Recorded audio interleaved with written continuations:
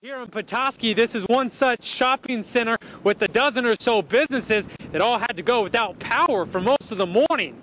And other than the big storms that roll through and the big waves crashing through, here's the other cool thing about this exhibit. Nowhere will you find any of those please do not touch signs. As a matter of fact, the folks here say not only do they want this exhibit to be very informative, they also want it to be very hands-on. More, he says he doesn't know why the DDA would want to build a bike path here when just across the street here is already an existing snowmobile path. Good evening, Diana. Here at the Alpine House apartment complex in Gaylord, it's a very different scene tonight compared to one night ago. Just last night, there was fire and smoke pluming from the tops of these buildings. Today, many residents returned here to try to get a glimpse of what was left. For 52 people, this was home. But now this is all that remains of the Alpine House apartment complex in Gaylord.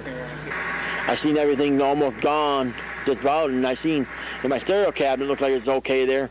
I want to get in that stereo cabinet because there's old pictures in of my dad. Residents return trying to get a glimpse of what remains, with hopes of being able to salvage something, anything. Hopefully I'll be able to get back my musical instruments and, and also my scooter out of there. Just the day before, flames raced through the building, nearly destroying the entire complex, leaving everyone who lived here homeless. Chief Dave Duffield of the Otsego County Fire Department says it's believed lightning struck the southern portion of the building, igniting the blaze. While most were left with nothing, a few rooms were saved. We did a trench cut to stop the fire from spreading into the, we saved about 2/3 of the D wing, which is the north wing. But no one will be living here anytime soon, as the entire complex is considered to be a total loss. And fire crews were on the scene until about 2:45 this morning. They left for a while and returned at about 7 o'clock to keep an eye on some hot spots in the area. Now, according to Chief Dave Duffield of the Otsego County Fire Department, he says while the likelihood that it was lightning that started this fire, a fire marshal will still be on hand to conduct a thorough investigation. That's expected to take place at least for a couple of days. One other side note, during my time here, I have talked to a handful of residents. Unfortunately, they all tell me that none of them had any kind of renter's insurance.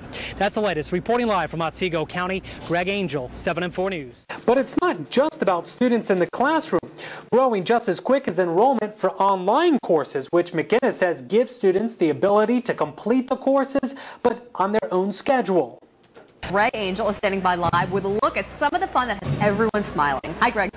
Hey guys, yeah, a lot of fun to be had down here in Gaylord for this year's Alpenfest. Behind me, the ice cream social just finishing up. And here's a real quick cool thing. This year, Alpenfest is going green. All of the banana peels are now going to be collected for compost. So that's pretty cool.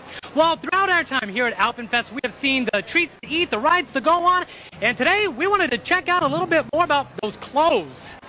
You guys are just running around chasing everybody down, aren't you? As we started out, it didn't take long. Soon enough, we found our first pair of lederhosen. But we really had to ask. You staying a little warm in these things? Oh, these things are really warm. It's the outfits that give Alpenfest its charm. The men wear the lederhosen. These are obviously leather, so they are warm, and they're fun to wear. They're cool. Everybody's got a few different socks and shoes on, and matching shirts. You can match it with any color. And is this really constituted as lederhosen? This was an official T-shirt maybe in 1985, somewhere around there, and that's when I got it. I bring it out every year for a week. And the ladies have got their dirndls. Oh, I just really like Alpenfest. I like to dress up. I borrowed this from a friend. Some of them are one-piece, and I think originally they were two-piece, more like a vest and a skirt. And so we've just kind of taken a little bit of whatever we like and put it on. But some folks do admit wearing these can get a little interesting. Try riding these on a motorcycle. I live 5 miles out of town, so I come in a motorcycle with my lederhosens on. Let's get a few looks in traffic. I turn some heads.